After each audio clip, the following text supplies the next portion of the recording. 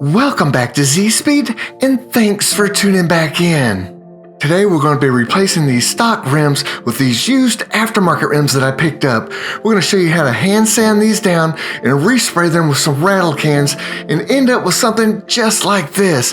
So if you're interested in something like that, just stay tuned.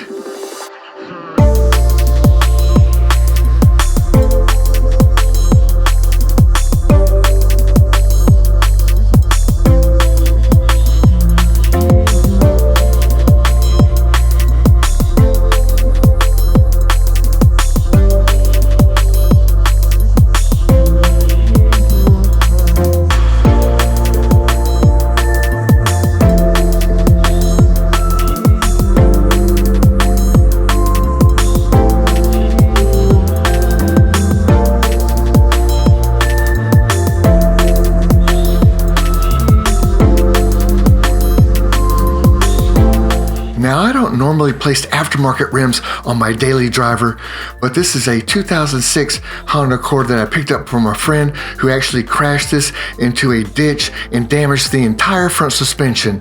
Not only did she damage the front suspension, but she slightly bent this front right rim here.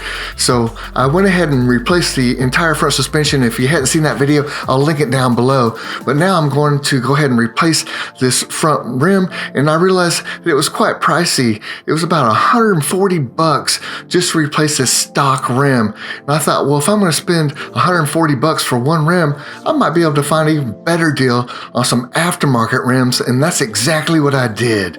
I was able to find these 16 by 7 inch Koenig backbone rims for about the exact same price as just one stock Honda Accord rim.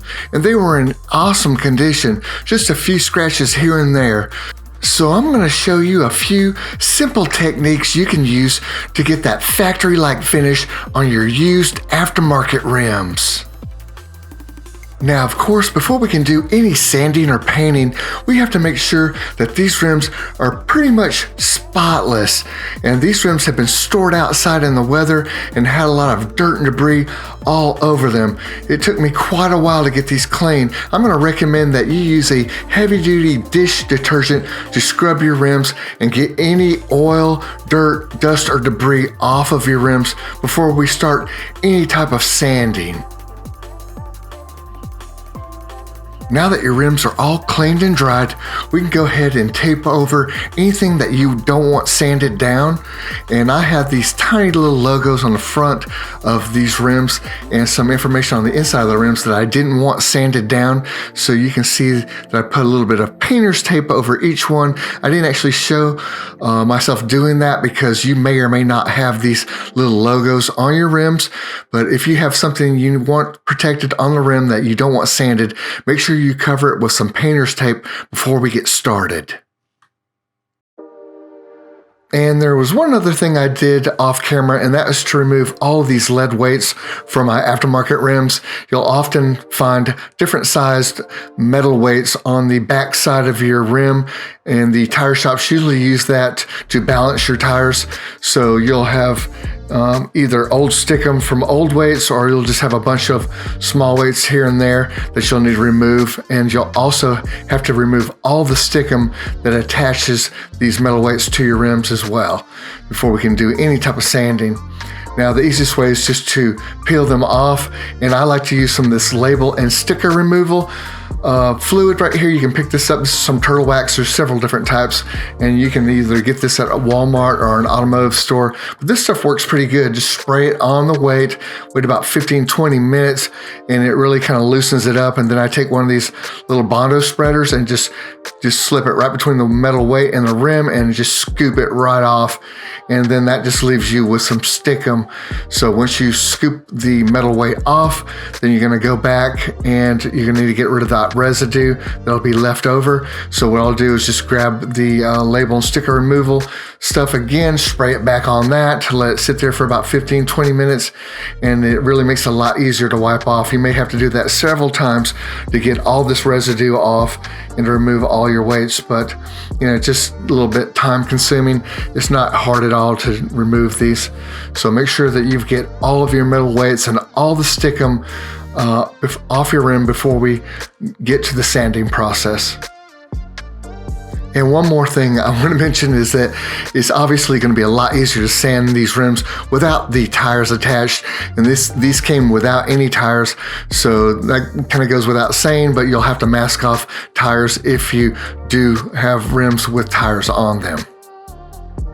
Now I'm going to start off with 600 grit sandpaper because I really don't have any huge nicks in these rims, and I want to go ahead and just start getting it nice and smooth.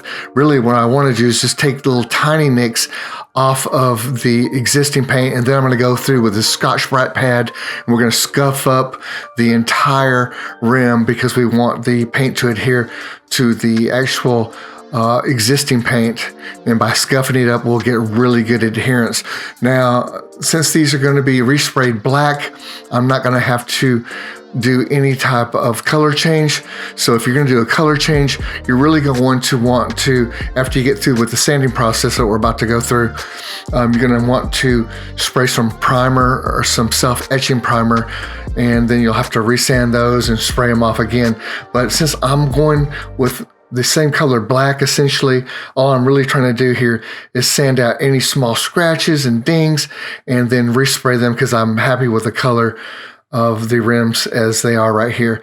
So right now I'm just going along the surface here, and you can see I'm just finding any spot that has a little scratch or a little slight ding or anything that's left over from the metal weights that were attached to the inside of the barrel here, and we're just going to sand it nice and smooth with the 600.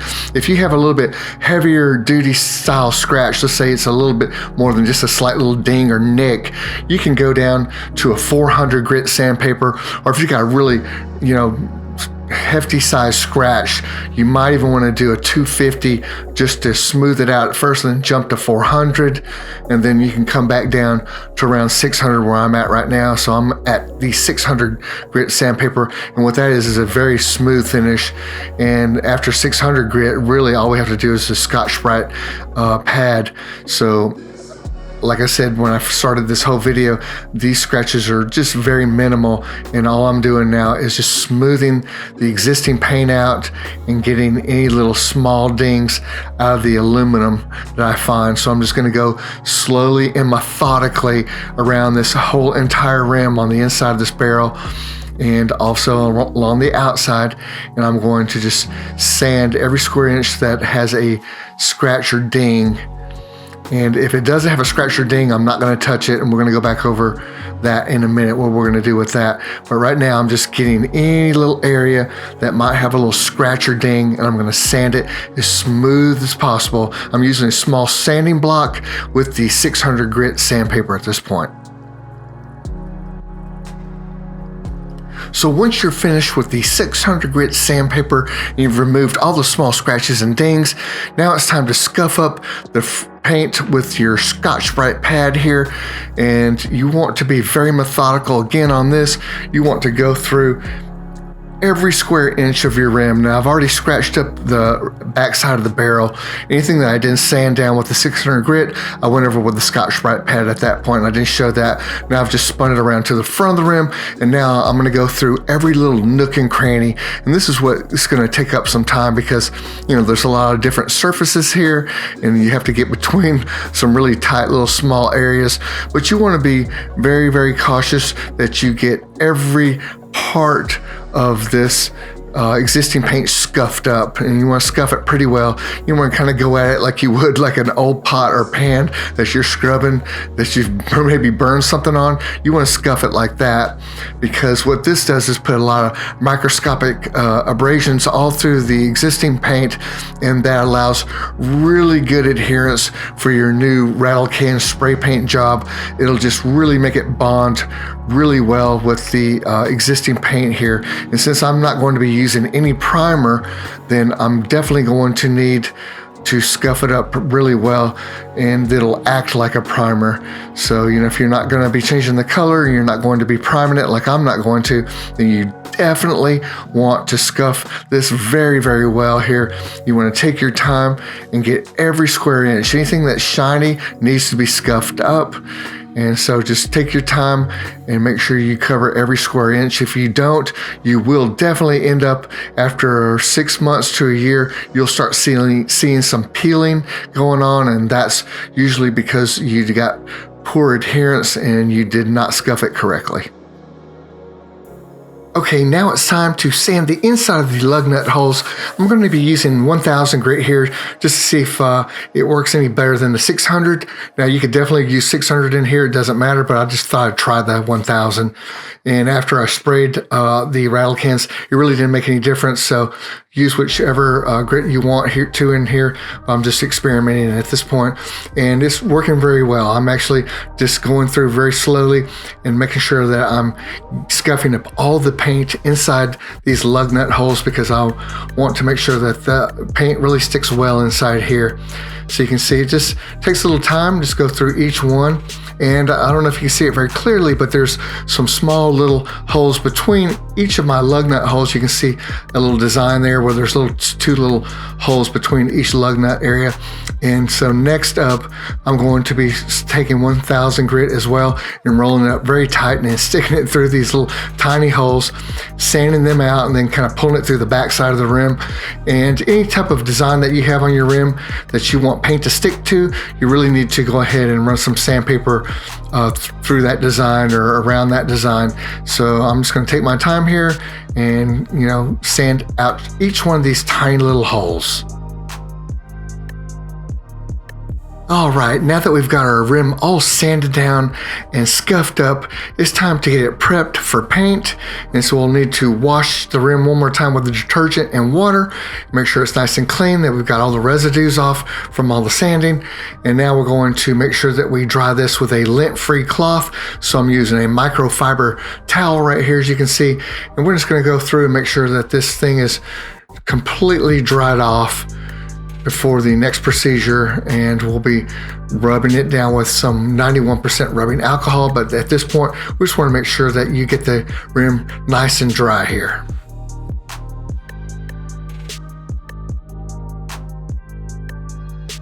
Now that the rim is nice and dry, it's time to prep the rim with rubbing alcohol. I like to use 91% rubbing alcohol at this time because it evaporates extremely quickly and it leaves no residue whatsoever. So our objective is to eliminate any residues that we might have missed with the detergent and water and make sure that this paint sticks really well. So this rubbing alcohol will thoroughly clean the rim, and make sure that you use a microfiber towel here. And what we're going to do is basically cover every square inch of this rim.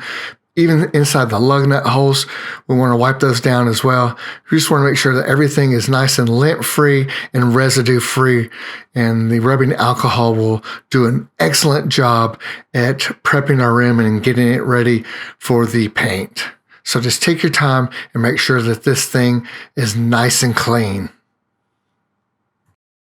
Now that our rims are all prepped and ready to spray paint, we do need to tape off some areas to prevent overspray, because we'll be starting with the back side of the rim, so we will be taping some of the front side of the rim off.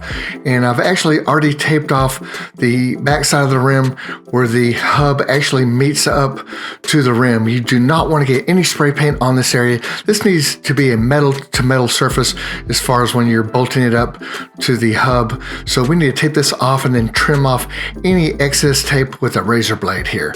So once you get that all taped off and trimmed, we can go ahead and move to the front of the rim, and we're going to be covering the inside of the spokes here, because that's where the overspray will actually get, not on the front of the spokes actually, but right here in this area.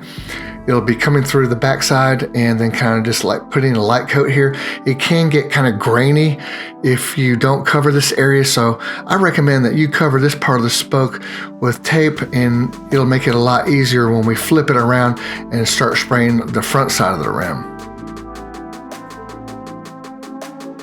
So if you have a rim that has a 6 or 5 spoke configuration like I do here, then this is definitely going to help you out when you go to flip your rim around and spray the other side. You'll have a nice clean surface on this part of the spoke. But if you have a design that's much smaller and tighter, then you're probably not going to be able to tape anything off like this, and you may or may not have to sand any small little areas when you flip your rim around. So this really only applies to this type of design where you have these large spokes.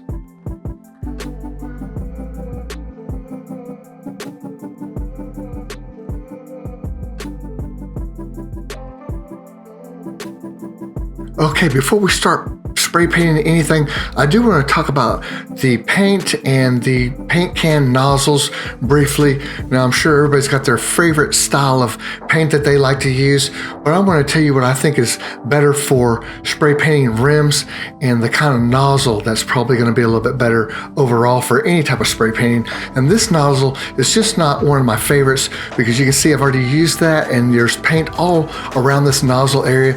It tends to just start dripping after a while, and it just gets everywhere, and it can drip onto the surface that you're spray painting. I'm just not a big fan of that type of nozzle. This is the type of nozzle I really like, and this is a Duplicolor spray paint, but this thing is adjustable. As you can see, you can spin it, and you can change the fan pattern on this really easily by spinning that around. This VHT also has the same type of nozzle. It's not quite as good as the Duplicolor nozzle, but it's really close. And this is what I'll be using today, the VHT engine enamel. It's high temperature paint, and I'm going to be using this 550 temp paint because we're going to be spraying this on the rims, and hot brake dust will be getting onto the paint, and it can actually cause problems with the paint. It can score the paint. So if you're doing a lot of hard braking, let's say you got a lot of brake dust coming off of your brakes and getting onto your rim, it can, over, let's say, a year or two period, it can cause some etching on the paint. And if you're using a high temperature paint like this VHT right here, it's going to be much more resistant to any hot brake dust. Okay, now it's finally time to start spraying our rim. And the first thing I need you to do is to elevate your rim about a foot off the ground. You can see I'm using a piece of styrofoam here, and I've actually got the front of the spokes resting on the styrofoam because I'm going to start spraying the back side of the rim first. So you can see that little black ring down there. That is basically the overspray from spraying another rim. And what that does is it allows you to spray the back side of your rim and have the overspray just flow right on through the rim and then down onto the ground. Now, if this rim was resting on the ground itself, that little ring right there of black paint on the ground would actually probably end up bouncing back up onto the front of the spokes of the rim and leave a grainy texture, and that's the last thing we want.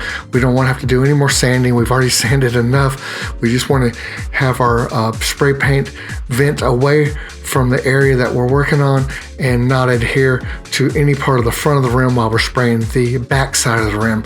So that's why this is really essential that you elevate your rim here and keep the overspray from bouncing back up onto the front of the spokes of your rim. So currently I'm just now spraying the lip of the back side of the rim. You want to go stand about, I'd say 6 to 10 inches away from the surface. And everybody has their own technique, I realize, when they're using rattle cans. So make sure that you test your rattle can out on some cardboard and just make sure you know exactly how far away from the subject that you want to spray your can so you get a good even coat. You don't want a grainy texture, and you sure don't want it to start running. So you got to figure out exactly how far away you want to hold your can. Now just be careful as you get into the barrel of the rim that you don't bang your rattle can on the rim itself. You can see right here, I just tapped the ring, the inside of the rim, and that's not what you want to do. Obviously, that's going to put a little ding in the paint. So be careful not to, actually touch the rim where you're getting in there. It's kind of tricky as you start to drop into the barrel of the rim to keep from touching it. So just be careful, go nice and slow, and you should be able to get a nice even coat, and just wait about 10 or 15 minutes before your second coat, and it should end up looking nice and smooth. You can see mine starting to really shine up and look really awesome at this point. Now, one other thing I didn't mention was that you want a nice respirator. You do not want to be breathing this paint in, and I picked this little respirator up at Lowe's, and you can pick it up in the paint department. They're excellent. I could not smell any of the paint while I was spraying, and you probably don't want to wear any nice clothes. You can see I've got some old shorts on here because you're going to get overspray all over your legs, all over your shoes, and all over your clothes as well, especially if you're painting multiple rims. So don't dress up too much. Now that we're all done spraying the back side of the rim, you can see all this overspray that landed on the ground and dried right there, and it vented right between these spokes and onto the ground. That's exactly what we want. You can see where I've taped it up, and so any type of overspray won't get on the sides of the spokes there. So all the other overspray just vented out onto the ground and then adhered to the cardboard down there instead of bouncing back up onto the front of the spokes, and that's exactly what we're looking for. Okay, now it's time to paint the front side of the rim, and the good news is that you don't have to wait for the back side of the rim to actually cure. You can go ahead and flip it over because we're going to be resting it on the hub area that we taped off. So even if that paint's wet on that masked area, we can just peel that off later and it'll just be pure metal right there. So I've just flipped it right over, and I've started on the actual lip of the rim itself. Now, I didn't mention this earlier, but you want to periodically shake your rattle can and keep the paint agitated. That just makes a nice smooth flow coming out of the rattle can. If you periodically just shake it up and keep it nice and agitated, we definitely want this side of the rim to look as good as possible because this is the visible part, obviously, when we bolt it onto your car. So just take your time, keep shaking your rattle can, keep that paint nice and agitated so we get a nice smooth finish. So once you finish spraying the lip, then you can move on to the individual spokes. So that's what I'm doing right here. I'm spraying each spoke down. And then once you get the spoke sprayed down on the front side, then we can come back and get the side of each spoke and then go into the lug nut area. So then you can just kind of stand back and check for any little spots that you might have missed, and make sure you cover that. Once you let it dry for about 10 or 15 minutes, you can put a second coat on. That's what I did, and it really ended up coming out nice. So just take your time here. Try not to get any runs, obviously, and pay special attention to all the little nooks and crannies on your rim. After my second coat was done, it's looking pretty good. I'm just going to touch up a couple spots, and then I'm going to store the rim and let it cure. Now, the VHT has an actual 7-day cure time. I know that's quite long. Make sure you look at the directions on your paint to make sure that you know what the cure time is. You definitely want to allow the proper curing of the paint so that it doesn't scratch really easily, and if you let it cure properly, it should be very durable. I'm not going to be using any clear coat on my rims, but if you are, I would recommend a 2K clear coat for your rims, but we're not going to be doing that today because I'm happy with the finish that we've got right now. So now I'm going to go ahead and grab it by the middle because we did not spray the middle of the rim right here, and I'm going to go ahead and store it in my garage for 7 days to let it cure properly. Now that the rims are set aside to cure, I thought I'd change the color of the center caps at this point. So what I did was basically scuff the center caps up with a Scotch-Brite pad, then clean them with some 90% rubbing alcohol, let it dry, and then I sprayed them down, and they came out really nice. So that just kind of breaks up the color. Instead of being black rim with a black center cap, I just wanted something a little bit different for my center cap. And now as far as the lug nuts go, if you want a different color lug nut, I would recommend buying an anodized aluminum lug nut, the color that you want. You really don't want to spray paint your lug nuts like I've done here, because I had issues later when I put a socket on them to take them back off. I had problems with this lug nut sticking into the socket, and it was kind of hard to get it out of the socket.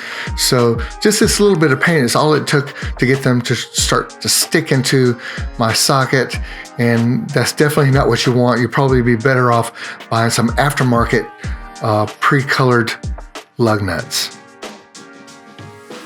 So you can see the finish came out really nice here. I'm very happy with it. And now I'm going to show you how to install some valve stems. I cut those out earlier. I didn't show that part so I could paint the rims. And I picked these up at Walmart. There's $2 for the valve stem installer and $2 for these two valve stems. Very cheap. And I like the little shorter valve stems, so that's why I went ahead and picked up my own. And that's why I'm going to install my own so I don't have to worry about what they're going to put in at the tire shop. Usually they put those longer ones in. Actually sprayed that with some 303 aerospace protectant to make it nice and slippery so I could slide it in the rim a little bit easier. I just took the cap off and now I'm going to slide it on up into the rim. Once you get it up into the rim, you can now install your valve stem installer, and you just basically screw it on like you would a valve cap right here. Once you get it screwed on, all you have to do is just grab it and pull really hard and it'll pop right in. So here we go. And boom, it pops right in. You're all done. Valve stem installed, piece of cake, and they're very cheap. So you save yourself some money if you go ahead and install your own valve stems, because I'm sure they'll charge you at least $5 a piece when you go to have your tires mounted. So now it's time to mount some tires on those rims, and I've chose some 205 45 16s to mount. They're a little bit more of a lower profile tire than the stock rims because I'm looking to improve my cornering here. So, you know, these are going to be a little bit more bumpy as far as the ride quality goes, but I'm willing to sacrifice that for better cornering. So I took it up here to the local Pet Boys, and they've got a pretty good deal. It's like $25 to mount and balance each tire, and I was very happy with that. It was a pretty good deal, and I was really impressed when I came to grab the rims because I did not see a single mark or scratch on my rims. I was expecting to see a little bit of a scuff here or there. Nope, no scuffs at all. They did an excellent job at this Pet Boys in Hueytown, Alabama, so I'm pretty happy with that. If you're in the area, you know, these guys are great. They did a very good job. So now it's time to go ahead and install our new rims and tires. And I think this is going to be a vast improvement over our stock rim and tire here. You know, it really is amazing what you can do with some used aftermarket rims if you just take the time to prep them correctly and then spray them correctly. You can really end up with a set of rims that look basically brand new. So if you take your time, you can really get some great results.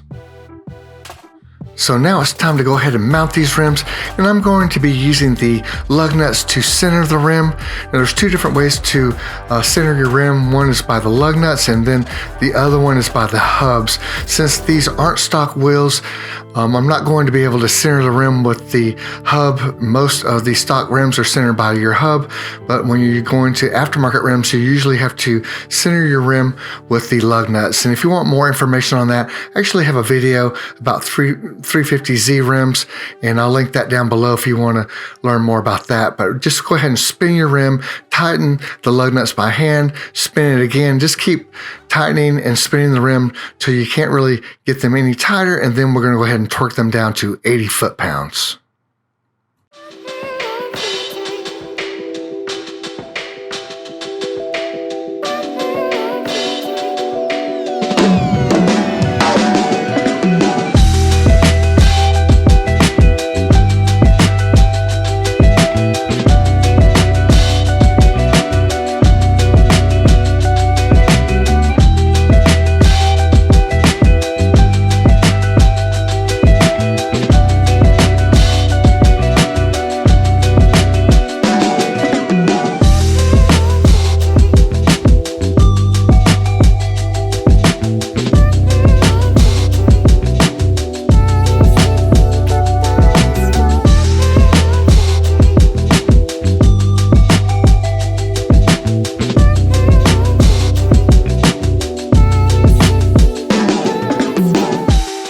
So I hope you're happy with the results.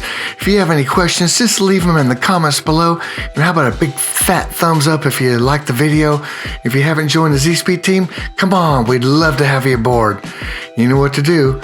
Until next time, just keep on